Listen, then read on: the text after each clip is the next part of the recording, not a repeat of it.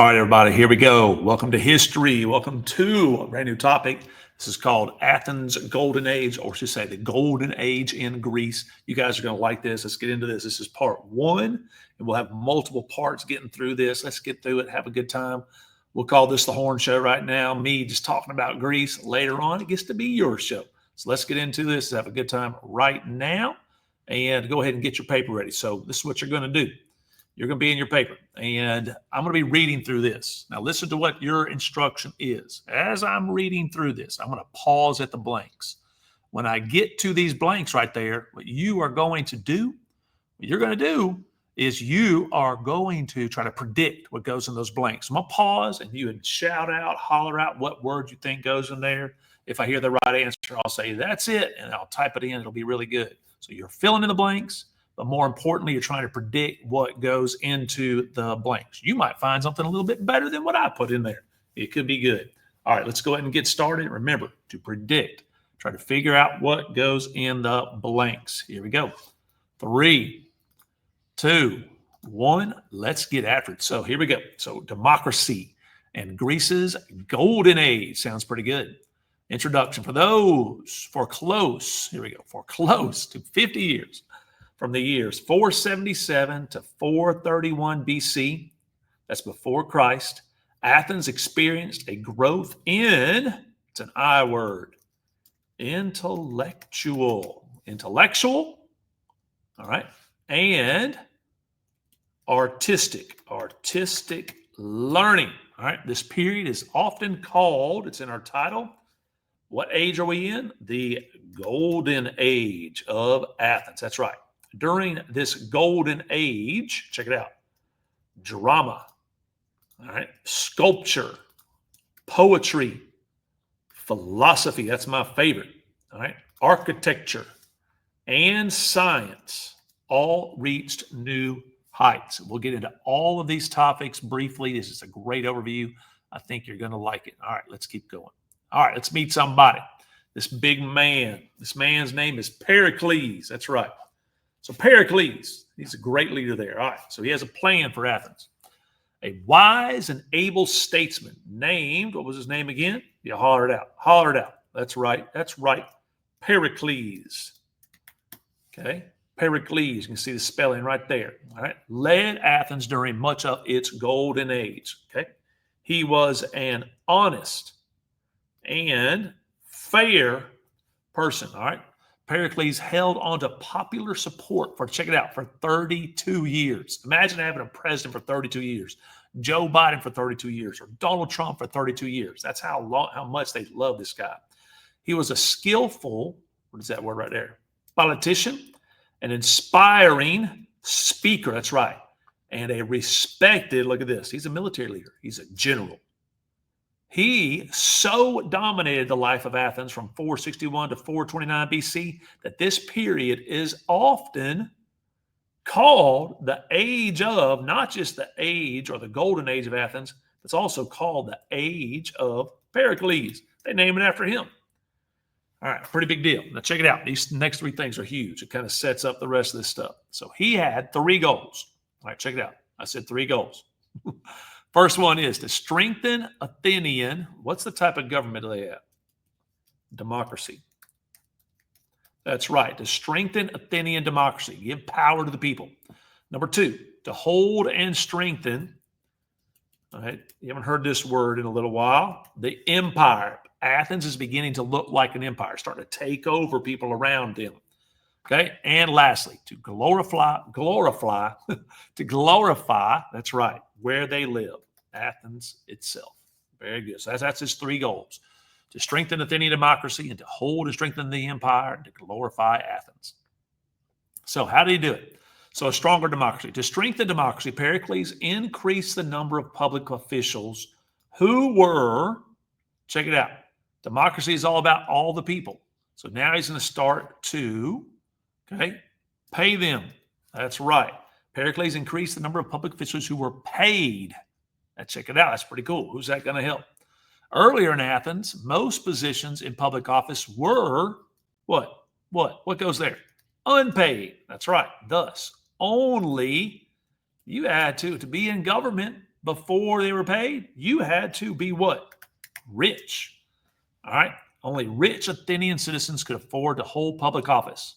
Now, if you didn't have a lot of money, even if you were, that's right, poor. All right. If you were a poor citizen, you could serve if elected or chosen by lot. That's where they use the stones. Black stone for doing yes, white stone for no, or maybe the other way around. I'm not 100% sure. Consequently, Athens had more citizens engaged in, this is all about the big G word here. If you want to say democracy, you can say that too. But this is all about people being involved in government. So Athens had more citizens engaged in government than any other city-state in Greece. The introduction of direct democracy, a form of government in which citizens rule, it's right there, directly, okay, and not through representatives, was an important legacy of Periclean Athens. Few other city-states practice this style of government. In Athens, okay, so check it out. Who is a citizen? Is it men, women, children? Men or male citizens who served in the assembly established all the important government policies that affected the polis. In a speech honoring the Athenian war dead, Pericles, check it out, expressed his great pride in Athenian democracy. Check it out.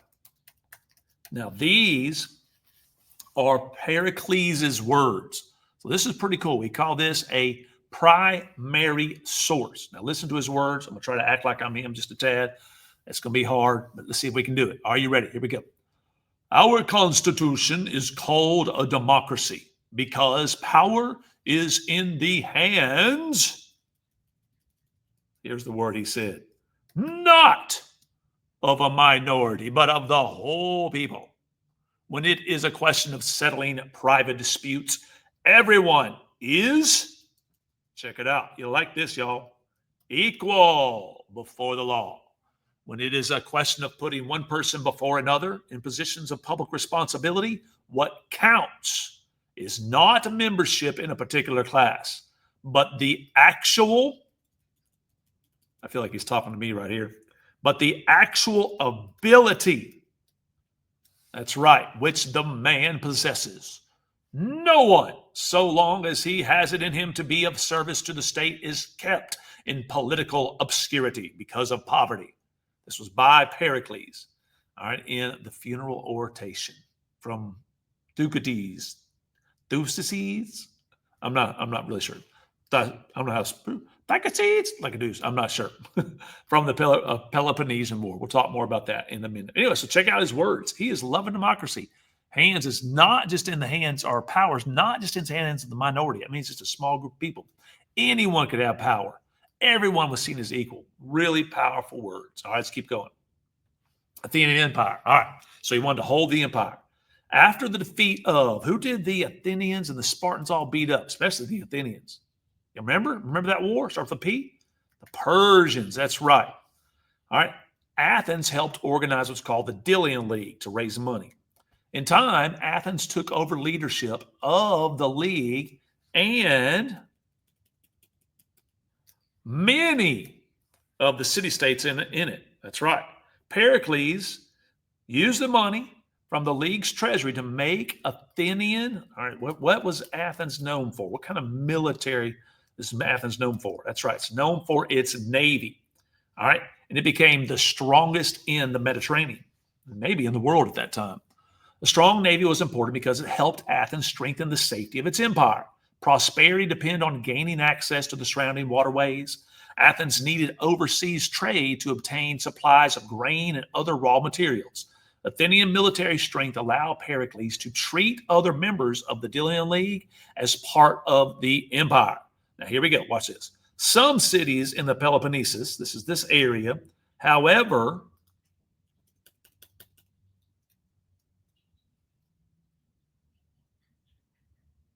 what was that word am I looking for? Are they like in Athens? Or what is it? Oh, here we go. So Athens starting to take things over. This is when you don't really, you try to stop something from happening to you. they began to resist. They resisted. That's right. They resisted. All right. Athens had formed their own alliance. Now, there's one particular city-state in Greece that didn't like this at all. You figure out who it is? They think they're the baddest dudes on the block. That is Sparta. That's right. Sparta, in particular, was at odds with Athens. And later, they will begin a war between each other. All right. Pericles, let's glorify Athens. Last thing. Pericles also used money from the Delian League to, what do you want to do to it? He wanted to make the place very, very what? He wanted to make the place, oh, where are we going? That's right. He wanted to beautify Athens. Beautify. F-Y. There we go. To beautify Athens. Without the league's approval, he persuaded Athenian assembly to vote huge sum of the league's money to buy. What were they buying? Gold. What else? They're also buying ivory and marble to make this place look pretty. Still more money went to pay for the artists, the architects, and workers. That's right. Now, he did a good job of trying to make this place beautiful and try to make it just amazing and awesome. That's very good. I'll tell you what, we're going to pause right there. We'll call this part 1, and we'll get into part 2 tomorrow, and we'll see you on the next video. Thanks for watching.